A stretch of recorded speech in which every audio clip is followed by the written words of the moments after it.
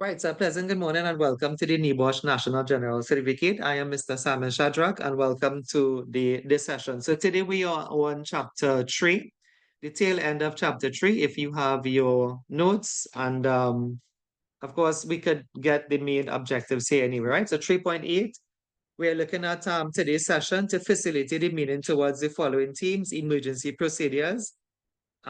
So we have just two things or two subtopics here. We have emergency procedures and first aid treatment. We would finish this if you look at the number of slides. This is not a big batch. We'll finish this probably by 10 o'clock, and I want to make a bit of a start to chapter 4. So earlier on this week, I did email you um chapter 4 notes, I believe, right? In fact, I think I emailed you all the rest of the notes anyway, right? Let's go straight into this. The revision from last week, the general principles, the three approaches or the three general approaches to risk control. That would have really been like the hierarchy of control, the principles of prevention. They are really more or less talking about their technical controls, procedural controls, and behavioral controls.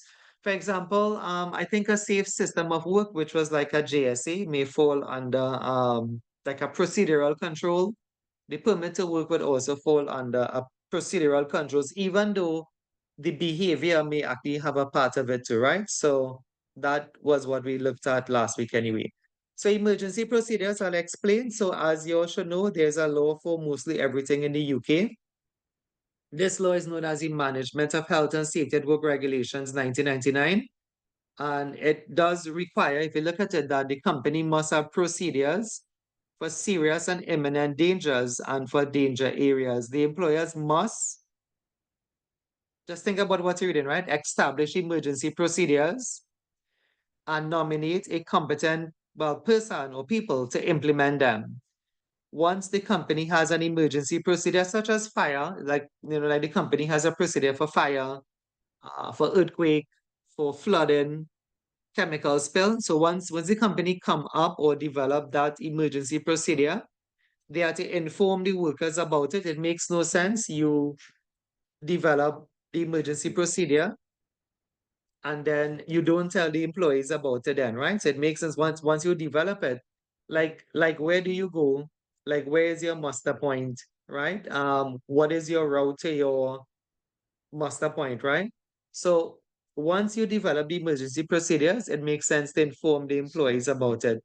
If there's any training that may be needed, for example, you may need to do a drill with the workers, but as well as if anybody has any responsibilities like a fire watch, a fire marshal, they would need to be trained. They would need to, like have a practice then. If it's a fire watch, if it's a fire marshal, to get into the floor, to help people get out. So drills are useful for that. So once you establish the procedure, you are to inform the employees and then you are to give them training where that may be needed, right? Every employer shall ensure that any necessary contacts with external services are arranged, particularly as regard to first aid, emergency medical care, and rescue work. So there are some cases where the emergency may not be fully contained by the staff, so you may have to have the closest hospital number. You may have to have the fire services number. So the employers must ensure. A lot of you, when you go to companies, you'll see that. You see they have a number for fire, police, in Trinidad and Tobago here, like the disaster management unit, right? And of course, other things, other hotlines and whatever have you. So those things are also a legal requirement in the UK. External contacts are necessary, so why do you need the fire services number? Because some situations may be too, dangerous and that they cannot be fully controlled in-house. So then you need the external contacts anyway. Emergency planning. If an emergency is foreseeable, let me just bring this up in the bigger view for you, right? If an emergency is foreseeable, then it is foreseeable that you can do something about it as well as minimize its consequences should it occur. An emergency plan should be produced so that an organization is best prepared so far as is reasonably practicable should one occur. The plan should address emergency response during every phase of the emergency. The main stages associated with an emergency plan are an assessment of the emergency. So like what emergency would my company have, right? How do we prevent it? How do we prepare for it? What is our response and how do we recover should that, you know, should that emergency happen? So if it's a flood, if it's a fire, do they have like a contingency plan as part of the overall emergency planning, right? What is the response to the fire? What is the emergency preparedness for the fire? Just give me a minute again.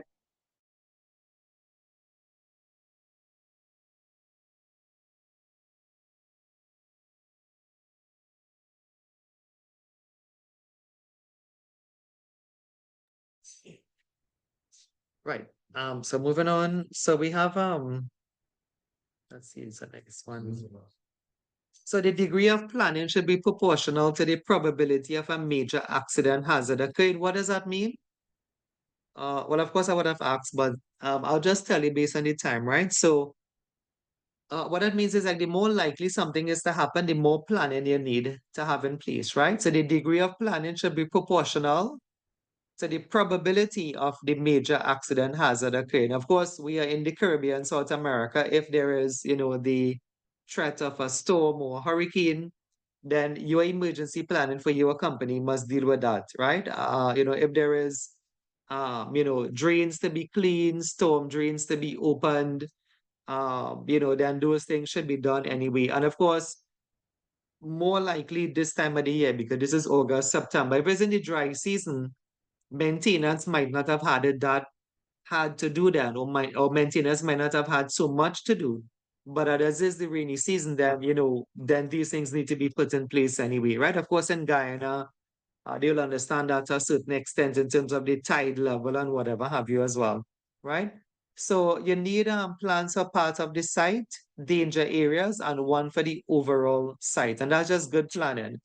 Emergency planning, components, how and when to call emergency services, right? So that the company would have to sort of trash that out. Like I said, if it's a fire or, it may be that if the fire is I think most companies should call the fire services once there is a fire, even it may be in the incipient stages, unless if the fire marshal or the safety has gotten it out or extinguished, right? Then I don't think there's a need to call the fire services. But the person making that assessment might not have been able to make that assessment if they see a fire 6 feet high then, right? And so I think maybe it makes sense to call anyway, right? I'm thinking about like 6 feet, 7 feet height is like the height of fire on a door.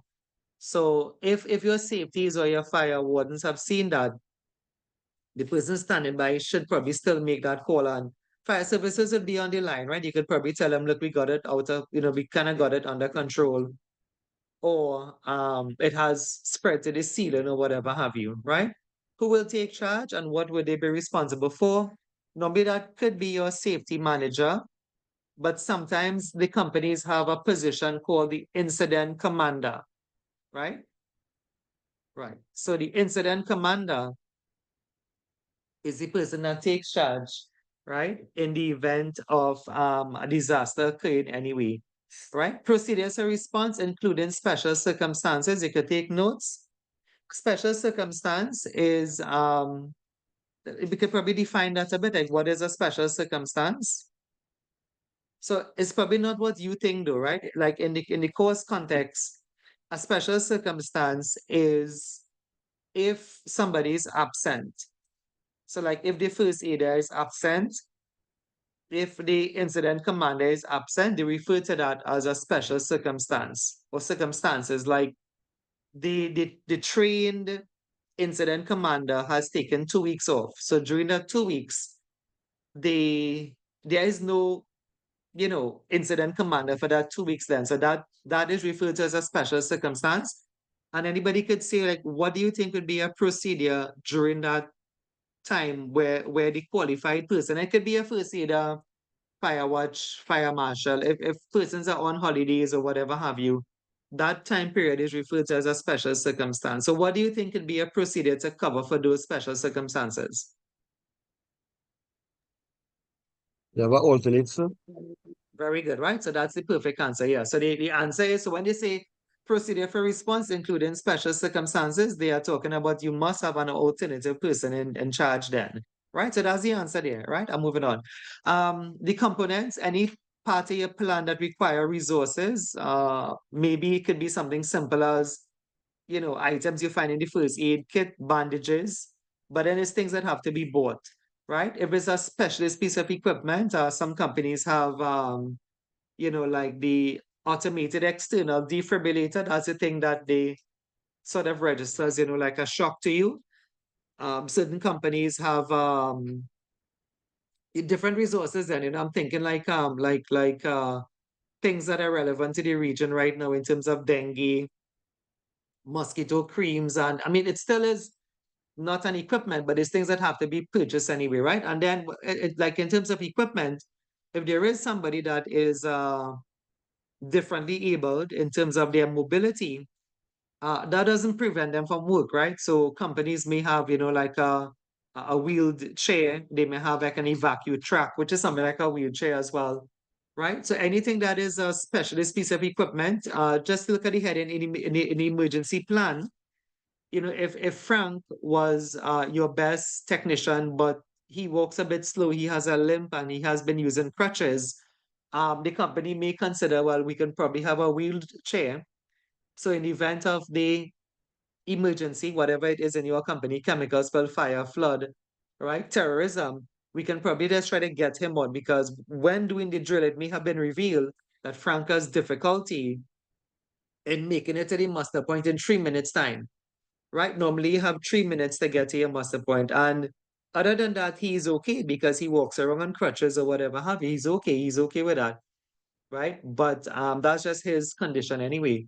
But in terms of safety and getting, differently able people to a muster point, it may be that we can consider purchase it. I mean, wheelchairs for companies not expensive. You can probably get some donated as well.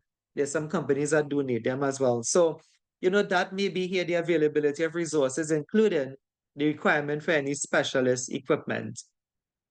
Right, let's finish up this where and how to get information. So this again is part of the plan. So where would the employees get the information from? Like what's going on? We heard the alarm, what's going on, right? So normally the companies will have a department manager. That department manager may have doubled up as the fire warden, right? And they may be trained fire wardens as well and go through your company, and they may tell you, well, what's happening here is a drill, or what's happening here is that there have been a chemical leak, right? So we know how to get the information. Typically, most companies may leave that for the folks who are getting you out, and if not, if even they don't know, you're gonna have an idea when you get to your muster point anyway, right?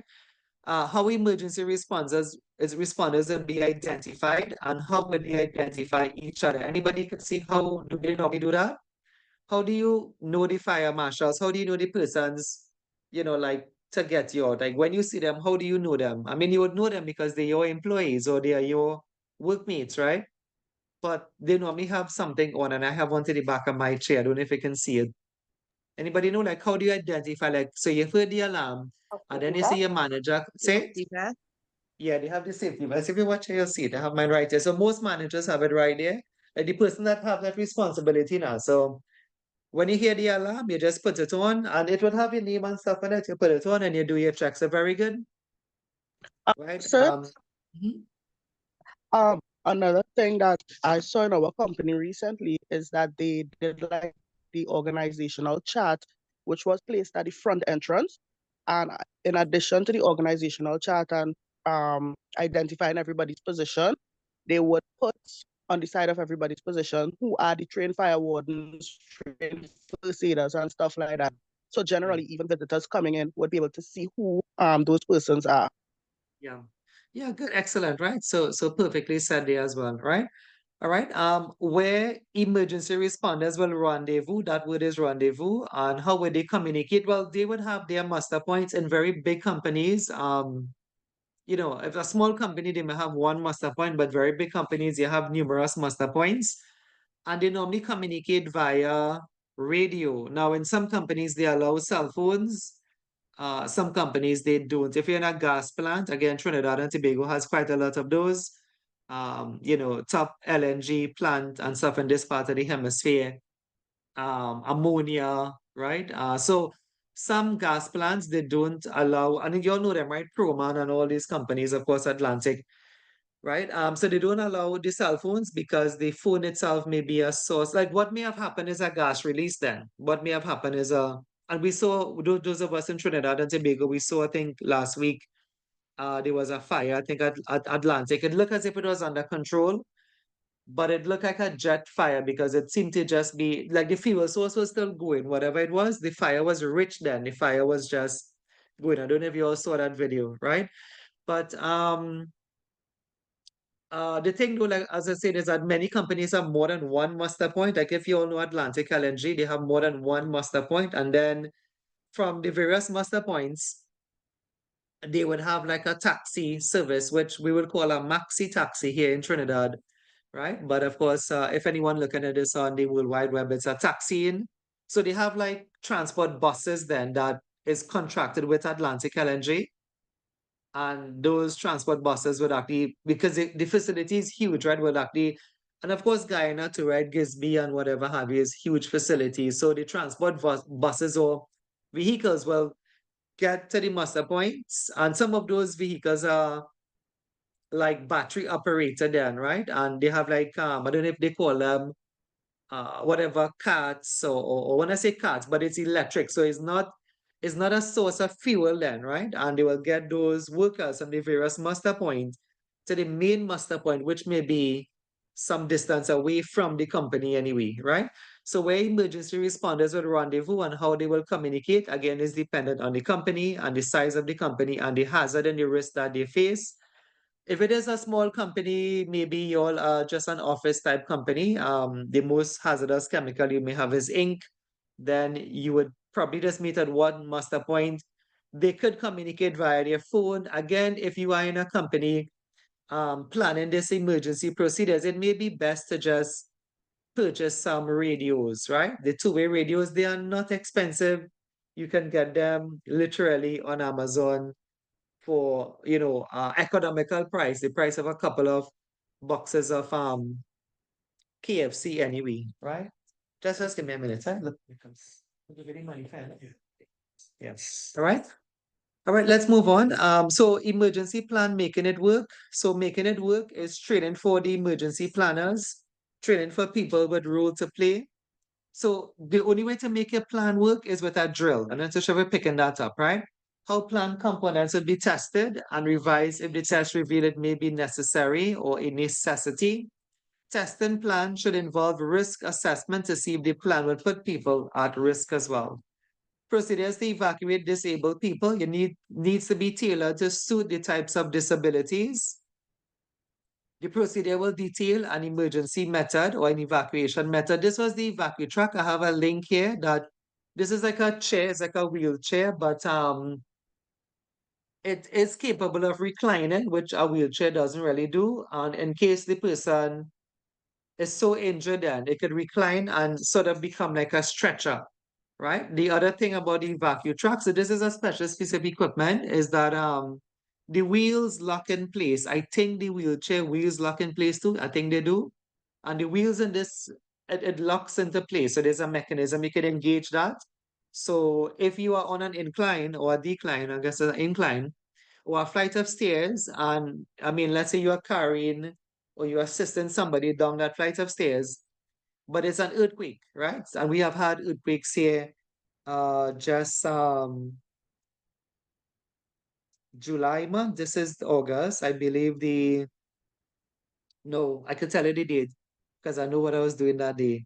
That I was planning to leave Trinidad, right? That was Sunday, the 22nd of June. It had an earthquake in Trinidad, and then I think they felt it in Guyana too, right? So I'm just saying, a company, it could have been worse. It wasn't worse, thank God for that. But if somebody was, the safety is the fire wardens evacuating somebody. Again, we could have mentioned somebody that was a bit with a disability. And if you use the EvacuTrack and, if there's an earthquake, you could lock those wheels in place now. So even if you're on an incline, or down a flight of stairs, you could recline that thing and it doesn't roll because it will lock into place. It doesn't roll down the flight of stairs anyway, right? Organization need to identify personal emergency plan called a PEEP for disabled persons. And that's what I just said, right? A PEEP is you look at your workers and they say, well, who would need special assistance? And you tailor the plan to them, like purchasing an evacuation truck for that worker who may have been mobilely impaired, right? You may have to consider maybe if somebody was visually impaired,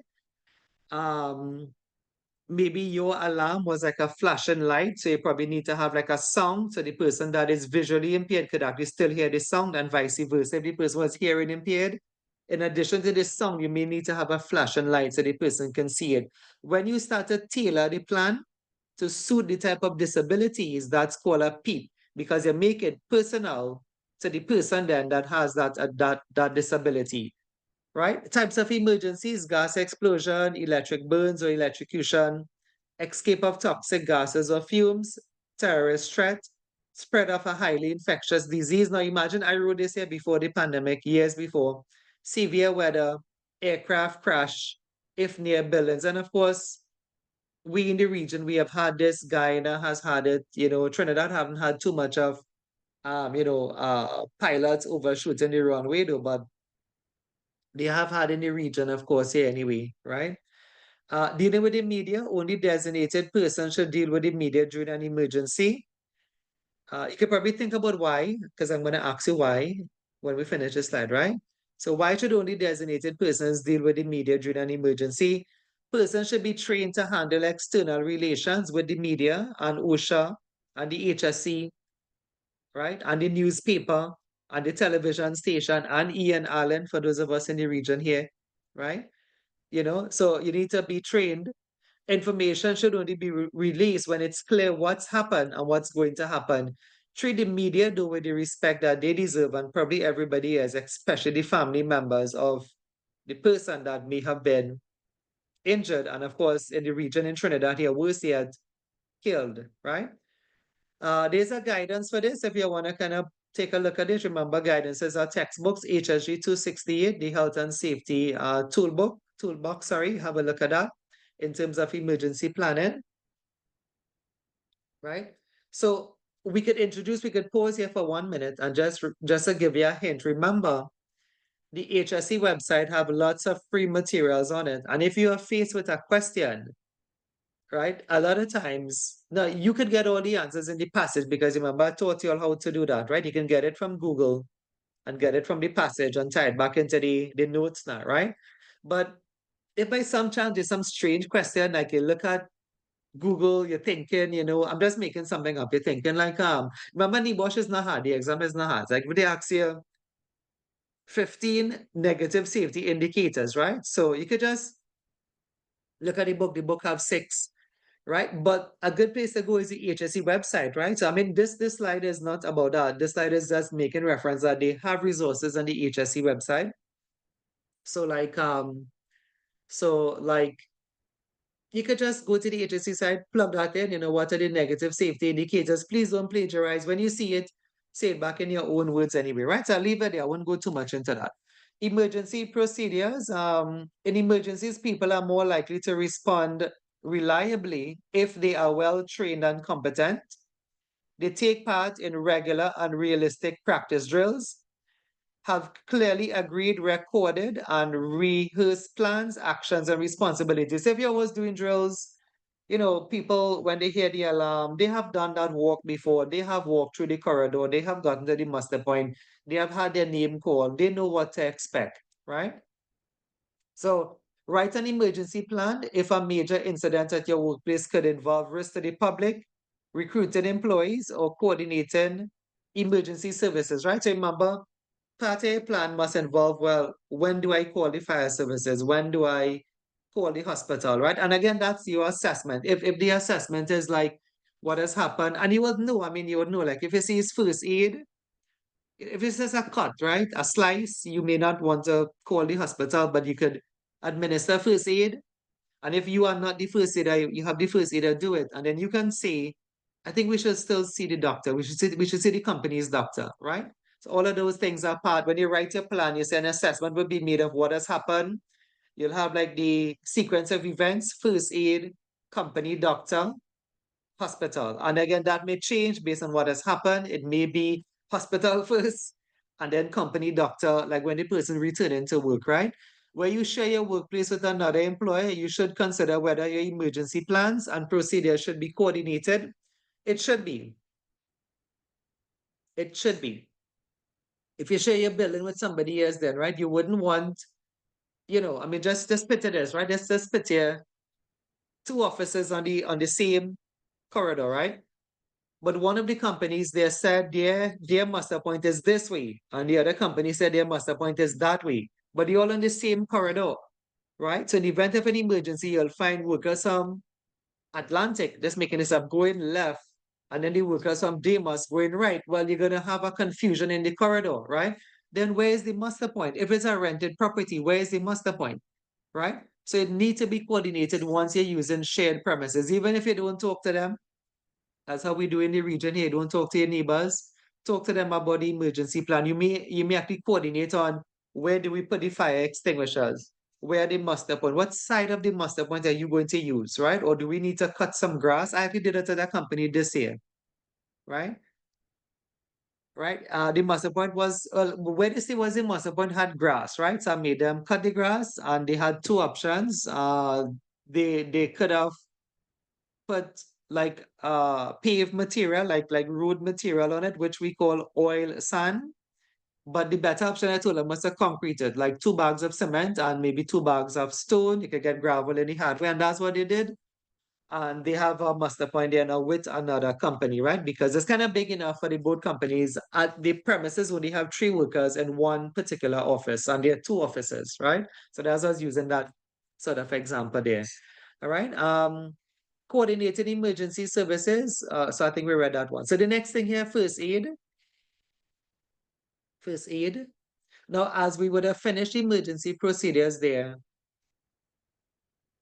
let me just mention that we don't see much emergency procedure questions. It doesn't have much.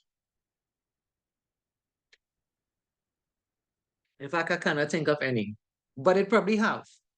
I just can't think of any, right? Which is kind of weird. And if I say I can't think of any,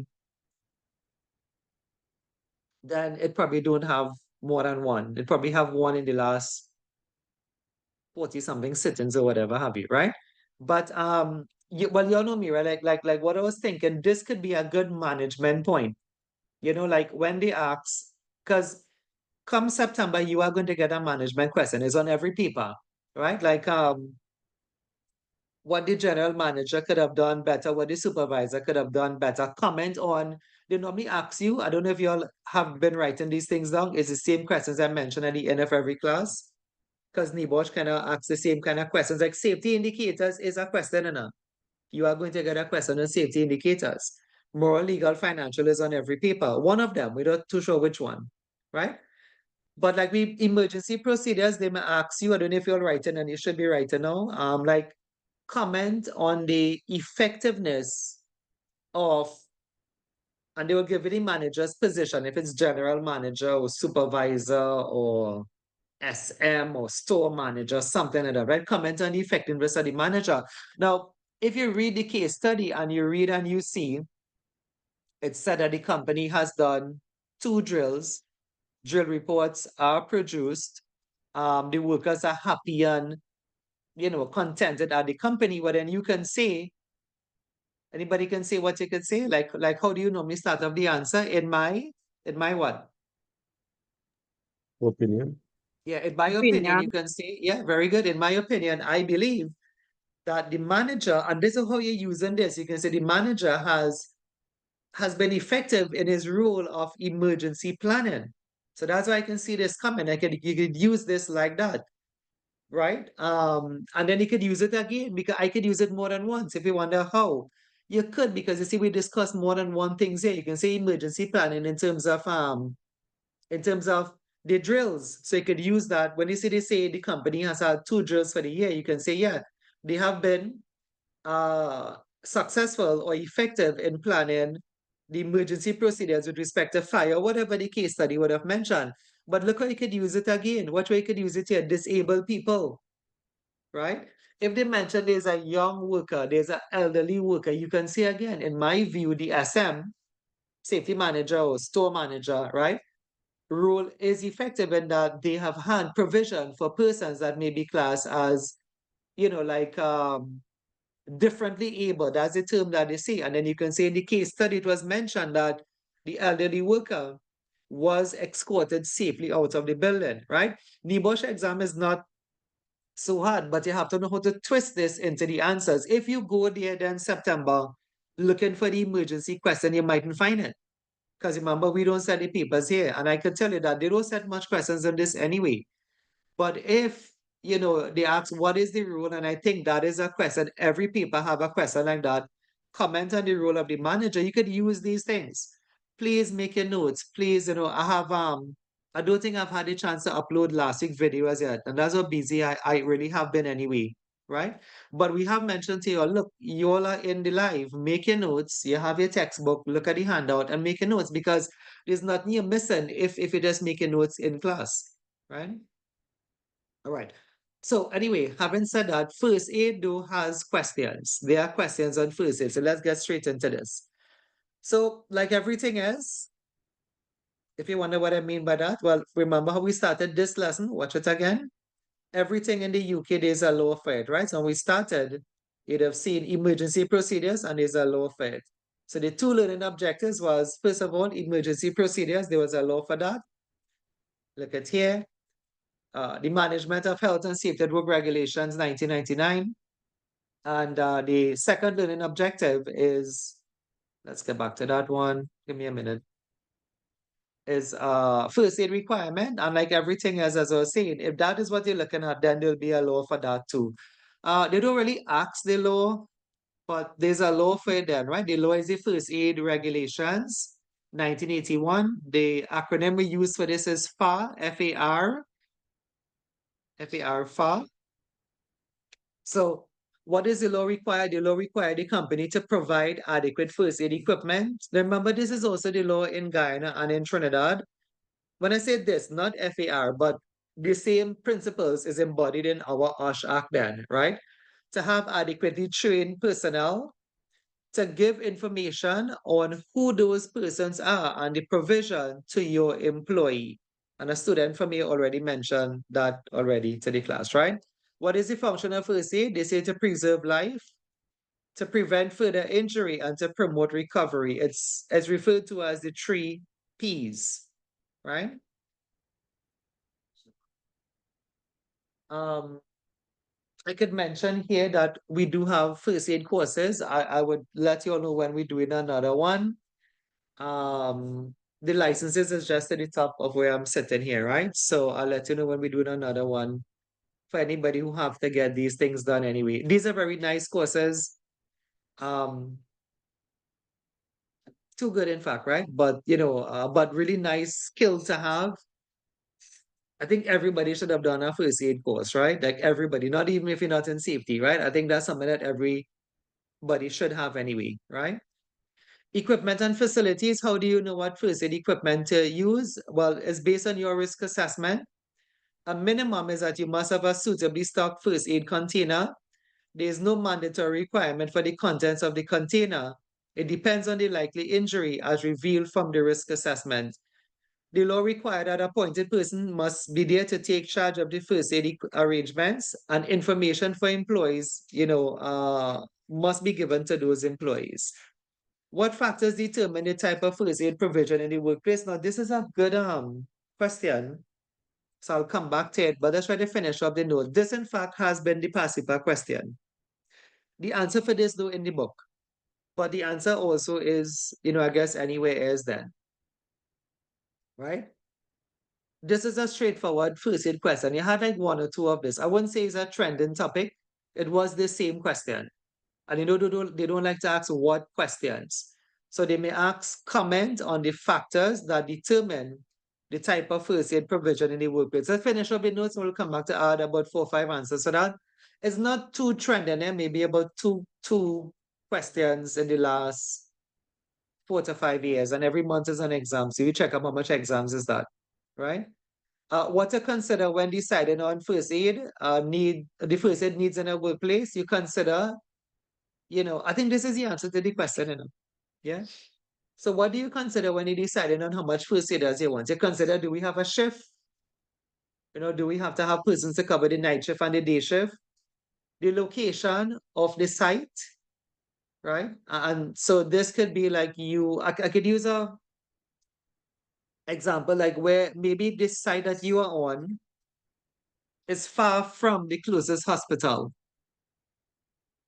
right? So look at your location related to hospital emergency services. If you're located then, and you would know your areas that is far from a health center, your first aid kit then, and your first aider may be the one then to save a life, right? So what to consider when deciding on the first aid need? So then what goes into that kit? Do we need, an antidote? Do we need antibiotics? Do we need some rehydration salts, right? You all know this cell, I think I don't have it here, but you all know this cell a little, there's a little thing called enterogyma. You all know what that is? Enterogyma, it looks like IV fluid. Anyone knows what it is? Yeah, if somebody is throwing up and diarrhea and let's say you are a part of Guyana, you're a part of Trinidad, that the closest hospital is like a hour and a half away, right? And yeah, this is Trinidad, and that you can have places like that in Trinidad too. So you may have that. It's a kind of IV fluid. There's actually IV salts as well. So it's sort of where you are at now. If your company is in San Fernando and if your company is in Georgetown, right? And if you're in Tobago and you're in Scarborough, and the hospital is just 5 minutes away, well, then you don't need so much as up. You can say, well, in the event of an emergency, we will just carry the person. Now, what we may need is transport. What you may need is a designated, worker or a designated vehicle to say, then well, we'll take the person to the hospital, right? So the location of your site sort of, affects what you put in that first aid kit anyway, right? The number of workers, the more workers you have, the more first aiders. I think the guidance for this, I don't know if you want to write it down, the guidance is for one first aider for 50 employees, which is plenty employees.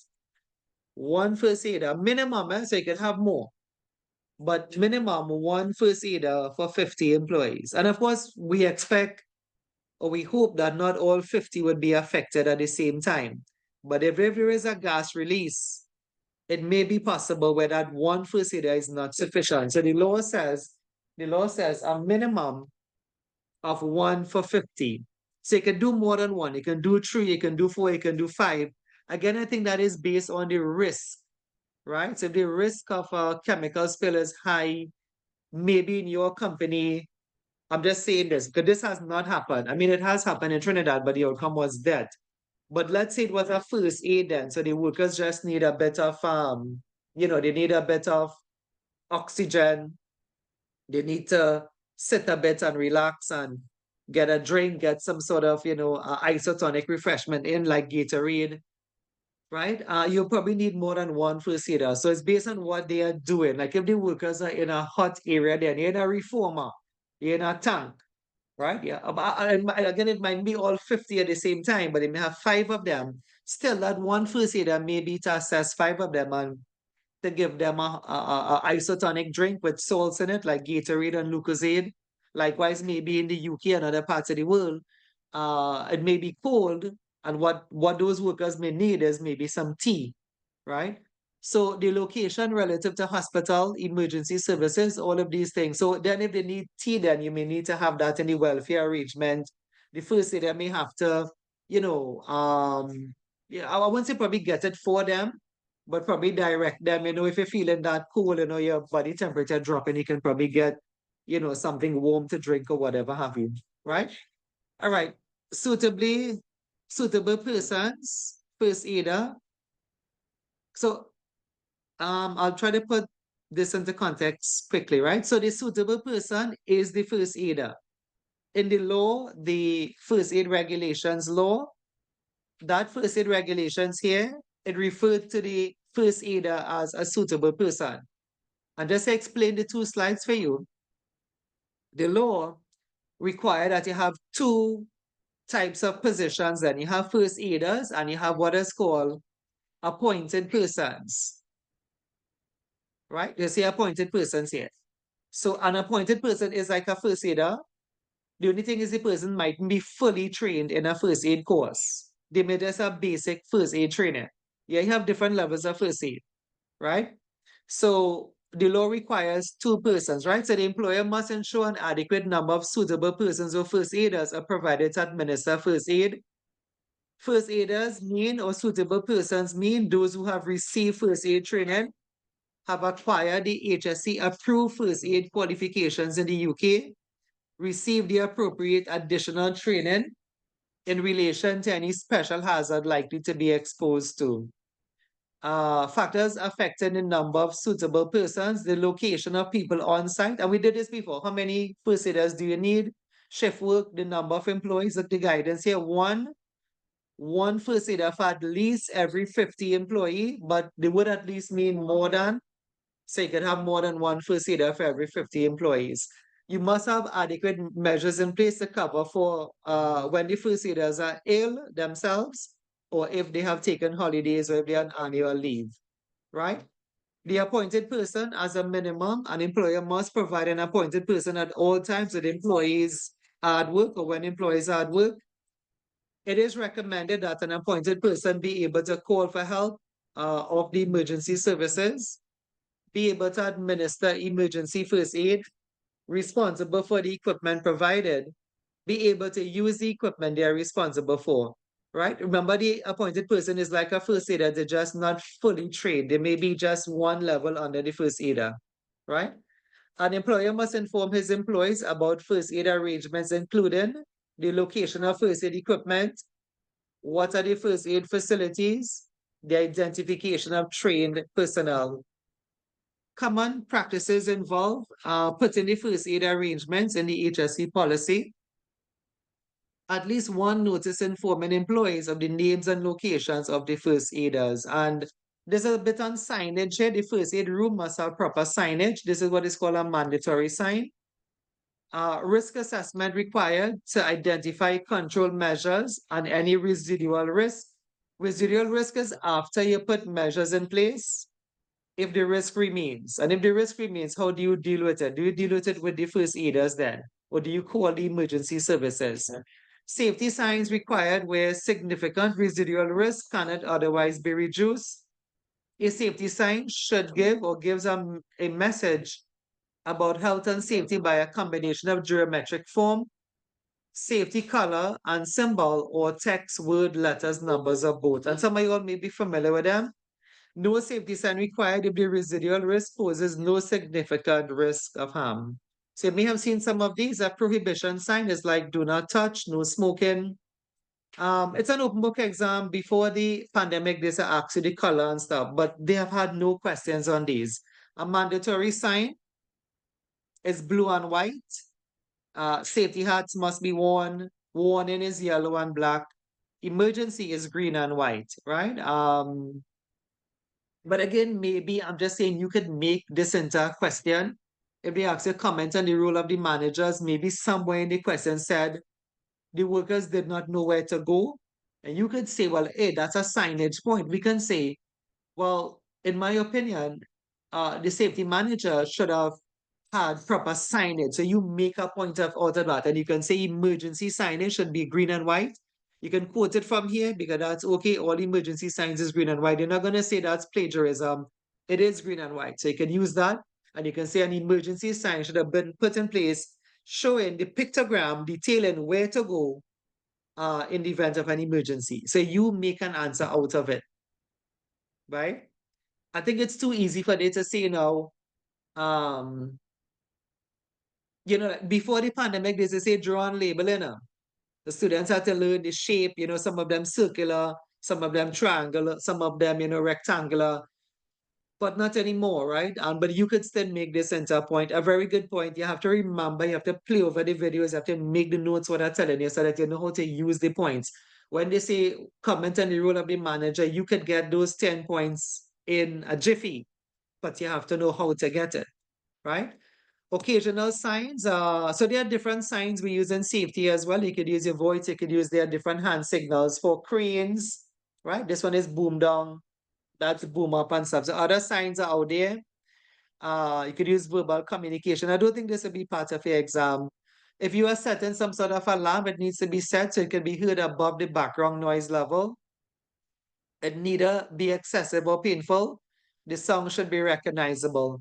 Fire alarm should be clearly audible, distinguishable from other acoustic signals, easily heard everywhere on site, right? And that's it. That's the end of chapter 3. Just as we get back into the learning outcomes here, we had two learning outcomes today: emergency procedures, and then we had first aid requirements. The question I was talking about, the factors to determine what first aid provision you have in place, the answers are on the slide.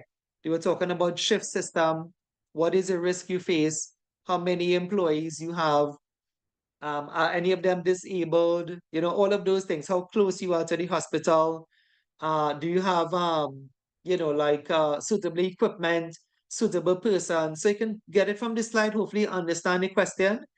If you'll give me a minute, I can show you where it is in the book, but you all already need, you might could use Google as well. You could use your sense as well. You could think about what do I consider for first aid? And the question said it had a shift. The question said it had an elderly worker, it had a young person. All of those we covered already, right? You could think about maybe the history of accidents. The more accidents you have had, it meant that the hazard has been realized at your company before. So maybe you need to put measures in place, right? So I'll still go for the book. It's just on the other side of me here, right? I'll go for the book, but I'm going to line up session, I think it's session 12. This is the start of chapter 4 for you all now, right? We're going to make a start to this. Very easy stuff. You see what I mean? We kind of covered part of this when we covered another topic already. Just give me 30 seconds, right, to get a book for you.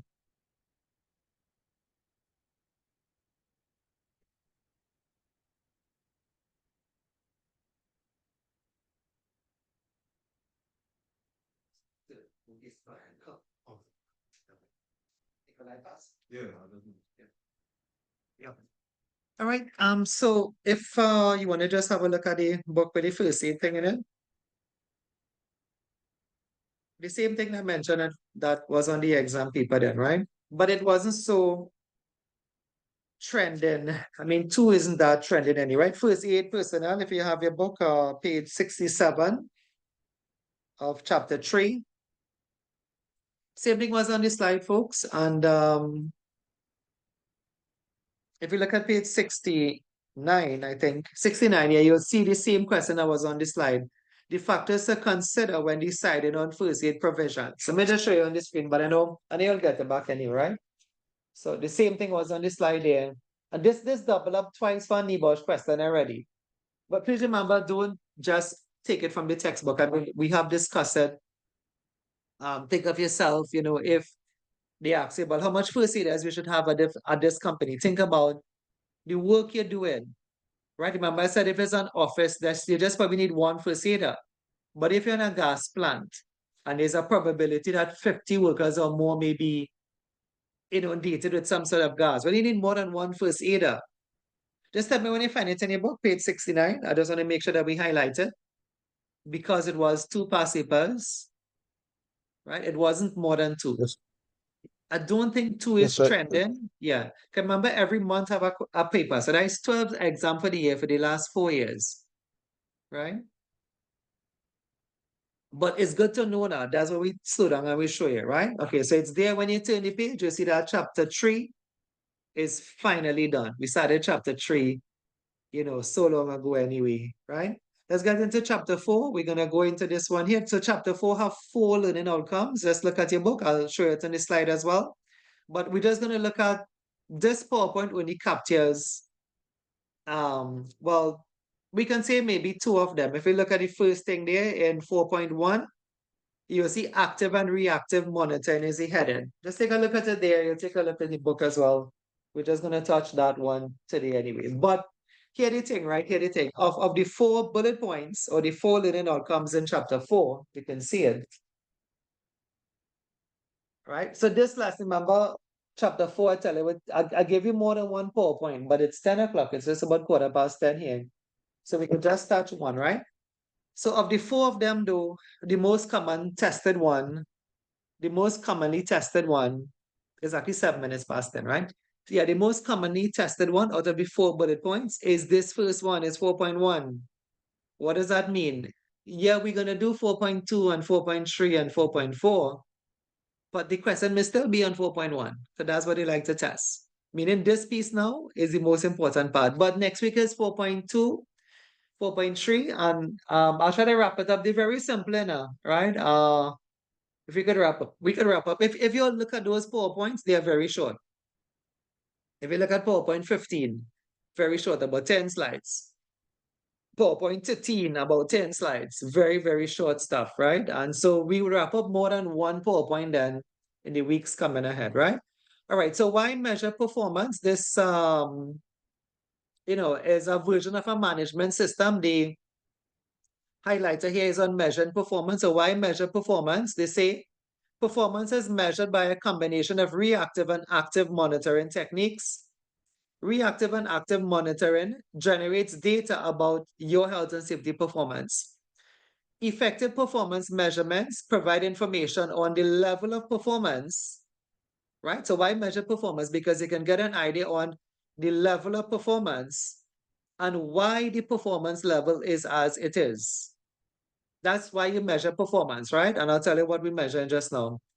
Measured health and safety performance helps to reveal how well an organization is meeting its health and safety objective. What are health and safety objectives? You can remember that from chapter 2, something to aim for, like a reduction in accident rate, having 5 persons training defensive driving, attaining a certification, right? So that is what we did in chapter 2 in terms of the policy. So identify some health and safety objectives and organization mindset. I just called 3. I don't know if anybody want to shout 1 or 2 again. Because when you set the objective, then you measure against that. Like, are you all meeting that? I'll give you one. Like a good one a company would have is like they would want to do, well, I'll just say it. I'm not going to write it. I want to not deal it too much today, right? Like if you want to do 30 inspections a month, that's your objective. Anybody could give me like another short objective? Anyone? What do you think could be we did this in chapter 2. What is something a company would want to aim for?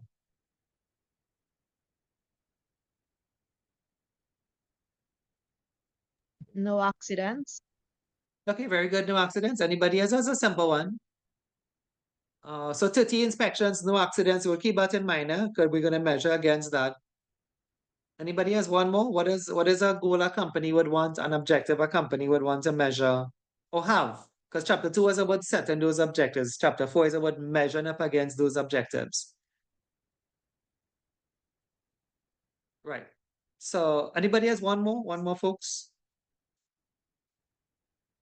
So So you the would need to safety start. of the workers, Say it, Brenda. the safety Yeah. of the workers. Yeah, the overall safety of the workers. I was really hoping you all give a lot more good answers. Those are 3 good ones though. But remember the statement of intent, chapter 2, that you could just make up your intent, meaning there was no wrong answer. A statement of intent is like what you all said. You want to have 0 accidents, safety of workers, 30 inspections a month, but it's whatever you want. So that's why I left it blank, because any answer would have worked for that. If you wanted to train 10% in NEBOSH, that's your objective. If you wanted to gain a certification in ISO, that's your objective. That's your overall plan then, right? So there was no shortage of answers here for that particular question. All right, anyway, this is really chapter 2. You'll go back and look at that, or if not, just remember what I just tell you. There's no wrong answer for your objectives. Whatever you plan to do, that's your objectives. So there's no wrong answer for this. There would never be a wrong, unless if you say you plan to have an accident, which is not really a safety thing anyway, right? But whatever you plan to do, like you want to have a fire drill, in the next quarter you want to do an internal audit, right? You want to have better housekeeping. Whatever you plan to do, that's your business, right? That is, and it would never be wrong. So when they say identify some health and safety objectives, there's no wrong answer for that from of chapter 2. But when you plan it now, what you have to do, you have to measure against it. Right? So all of these are measure and mean you check up how much you actually do then, right? So in the world of measuring performance, we have good ones and we have bad ones. Please take some notes here. All the bad ones are called reactive monitoring.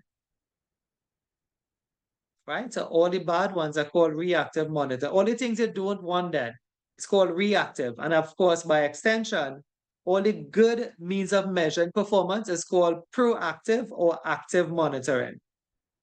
Right? Let's take a look at the bad ones. So the bad ones may be a high number of accidents, high number of first aid cases, lost time, accident rate, like negative results from hygiene monitoring, meaning that you probably tested for noise and you got an excessive noise. You tested for dust and you got, asbestos dust in the air. So, all of those things are negative, right? The cost associated with an accident. This phrase RIDDO is actually an acronym for a law in the UK. So I'll leave it as that because that's not really a good point anyway, right? RIDDO stands for, I could tell you what it means, but lesson 15 is on RIDDO, right? Lesson 15 is on RIDDO, right? RIDDO, like the long and short of that, if an accident happened, you have to report it to the government in the UK or to the HSC. RIDDO stands for, which is not an exam. I don't feel because I'm saying it means that that's more important than anything else. RIDDO stands for the reporting of injuries, diseases, and dangerous occurrence. So pick it up in chapter 15, that is not an exam question. You just have to understand the bigger picture. The bigger picture here is that if you have a serious injury, well, then that's a negative or a reactive performance indicator, right? The ones that are positive could be things like surveys, tours, sampling, inspection, training. Anything positive is classed as an active indicator, right? So I'm not too sure if you pick up, I may have to write something on this slide. As I mentioned, this is the main thing here. So just make sure you understand it. So reactive, right, is anything that is bad. Now, there's a reason why I'm telling you this, and I don't want to come off too much, but this is the reason is exam. So when you read the case study, you all know what NIBOSH doing, right? Like when you read the case study, you would see what is bad. So it mightn't fit into this bill then. Not too sure if you're getting what I'm telling you there. It mightn't fit none of this on this slide, or it may fit some. But if you read the case study, right, what's something? If you read the case study and it says that the manager, I think I've used this example here before, the manager is only seen when he comes in or when he leaves. Now that's a negative indicator, but it's not here. You understand? So that's why I always say, like, the understanding is bigger than the notes. Like when you understand NIBOSH, you don't really need the notes, right? Because the key thing is this: reactive is bad, active is good, right? So again, let's probably do another one. If they ask you for 10 active indicators, do you come to my slides? No, you could. Do you go to the book? Maybe you could, but you don't need to, because if you understand active is good, you could read that case study and you can just get them from the case study, right? Let's kind of flip the script a bit, right? If they said the manager, the CEO meets all new employees, he ensures that they are personally inducted. He visits the employees and asks if they are okay, right? And the question says, what are the proactive indicators or the active indicators? So when you're watching here for it, you wouldn't see it. But would you ignore that? Because remember, folks, check with me, how much is this? A NIBOSH question is typically 10 marks, right? How much active it have in the textbook? I'll show you in the book just now. It have 1, 2, 3, 4. Those are the book. You can check it for yourself. I only have 2 hands. If I'm doing this, I can open the book at the same time, right? So it only have 4.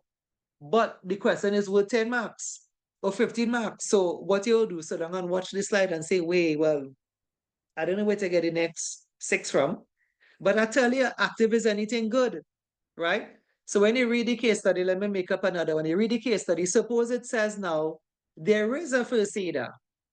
the injured employee with a first aid card was administered first aid and returned to work, right?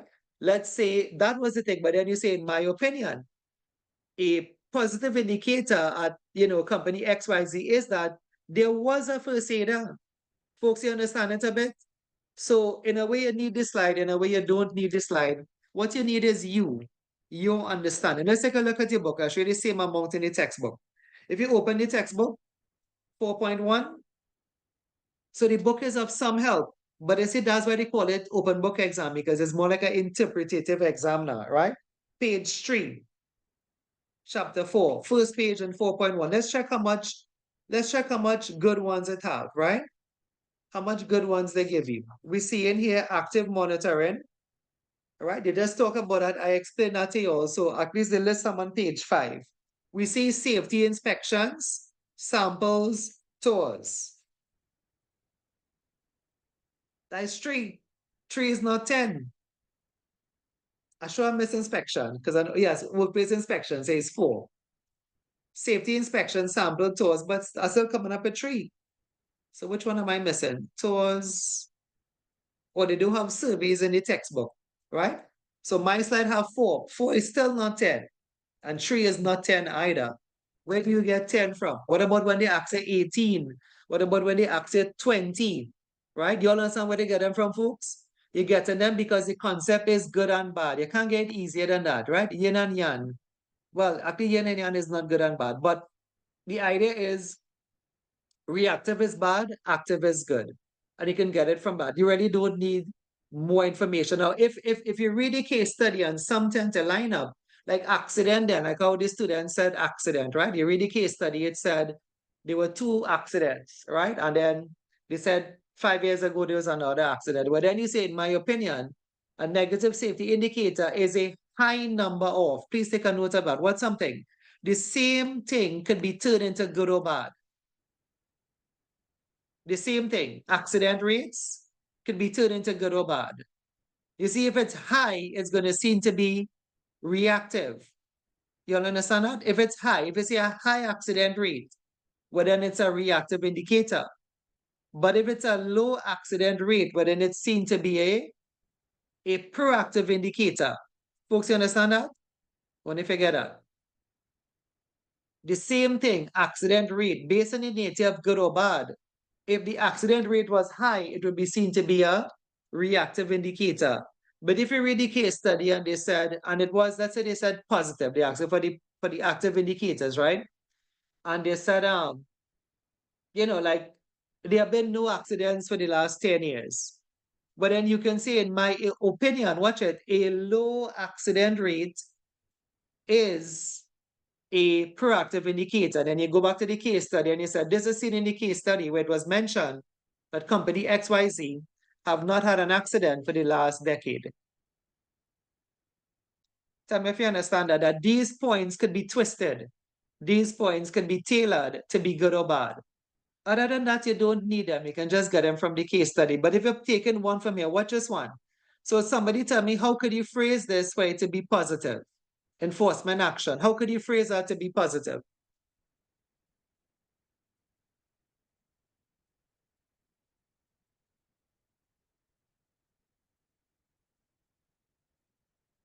I'll drink some water in the meantime. You could say that, I would say, like, in my opinion, the enforcement action taken by the company has proven to be successful based on the low accident rate, something along Okay. that. I don't know.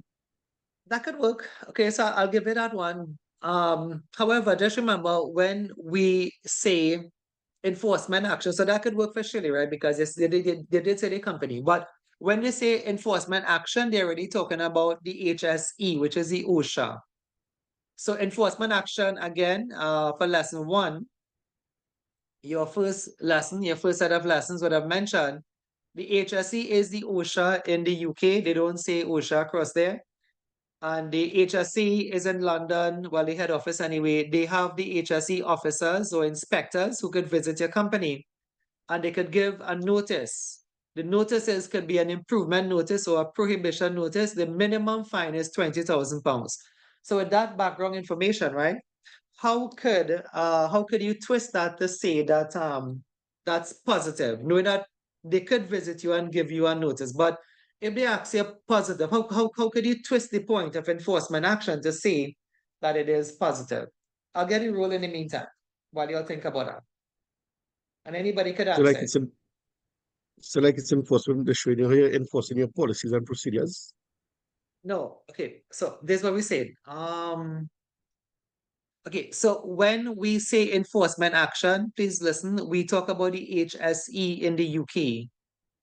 Enforcement action is really not your company, even though I give Shirley the point because she did mention her company, right? But in the context of this slide, how this is written in the context of the course, whenever you see enforcement action, it's not talking about you, but it's talking about the HSE. Who is the HSE again? The HSE is who? Health safety executive. Which is what? Which is the OSHA, The right? oh yeah. Yeah. So how could anybody twist this point to say that that was positive? What do you need to say? I'll give you a clue. It have to do with high or low. You have to choose one. What would you say? Can I see the April rule? If I don't know if I have it here. How could you twist it to say that that was positive?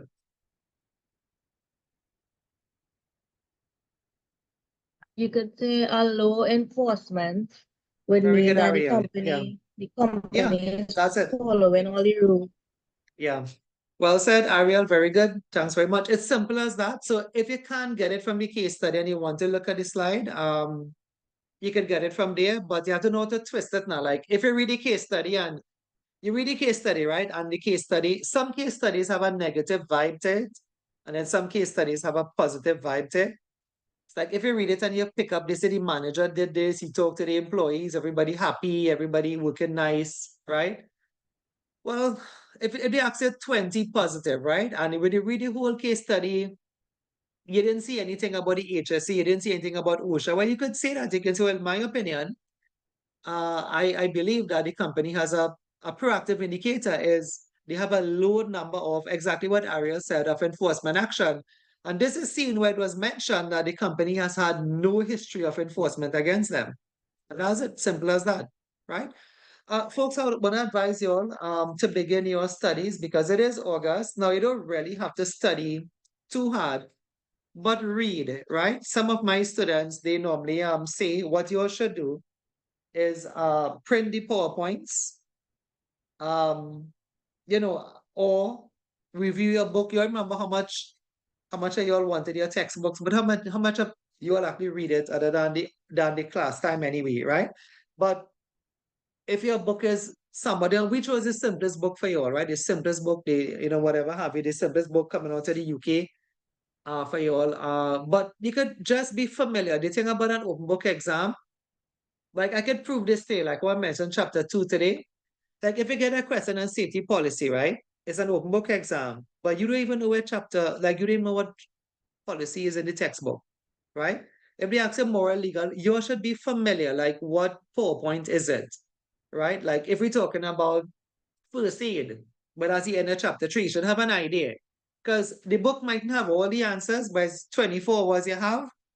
So of that 24 hours, you could take like a little 10 minutes, watch you back your notes, 15 minutes, watch you back your notes, listen back to a video. Probably you'll have to speed up the video, but the quickest thing is in notes then, right? And then you say, okay, well, I think I understand what negative indicators are. I could get some from this slide here. And so we could get the rest from the passage, right? But the thing is, if you never open your notes, right? Like what you're waiting for? You're waiting for that Wednesday. So kind of be familiar with an open book exam. You do not have to cram. And that's a good thing. It's kind of catered for working people. So we could pass the exam, but it's not laziness then. Remember, I mean, it's not a free exam in that you're guaranteed a pass. So you can't be lazy with NEBOSH, right? Remember, you had to write properly. You should be on top of your game because people do fail these exams, right? Some sittings are totally always worse than some sitting is better. It all depends on you. But if you're not waking up to that fact, then probably go back and listen to some of the videos, or maybe I'll take on a harsh approach from next week anyway. But you don't have to because it's an easy exam. you paid for the thing, try to get the thing, right? And when it's in you pay for it, try to check out your book a bit, see what is what, right? Know where certain things are. Like I would tell you, like the day of the exam, if they ask me a question on safe systems at work, they say, how do you develop a safe? The first thing I do is finding out in the book, right? I'll listen to the video maybe a little bit and then try to get an idea, right? And try to get some points. But the thing is, remember, they tie everything back into the pattern. So what do you need? What do you like? This is a question, right? So what do you consider in developing a safe system of work? There's a nice thing in the book, the task, right? The first thing on my side was the task. So then you say, okay, well, we could use that. So you say, in my opinion, in developing a safe system of work, I'll consider the task. But then you see what the company was doing. If it was a manufacturing company, you say company Bridgerton and Sons was manufacturing plastic chairs. So you tie it in then, and then you say you can say, well, in the case study it was mentioned, and you code the line, the company is a manufacturing company, whatever. Remember, they only give it the mark when you give the answer on the line, right? So this exam is easy, but you all have to work for it, right? It's easy hard. I think I mentioned that to you all. The exam is easy hard. I have a book in my hand for a reason, to tell you have to use the book and you have to use the case study, right? It's not, like I said, you saw the thing with NEBOSH, and you all probably know that in Trinidad, we haven't had 100% passes in a long time. We have had 94 in Guyana. We have had 200%, two different batches, 100, 100. But the thing is, you had to work for this thing, right? If you sit down here and you think this is UE and Cipriani and I have a certificate to give you, I do, but it's not this, right? It wouldn't be NEBOSH, right? If you want a NEBOSH certificate, you had to work for it. It's not rocket science. We're not learning trigonometry. We're not telling you memorize anything, but you had to know the technique then to pass the exam, right? Folks, I have to stop. I know the other class there is waiting on me.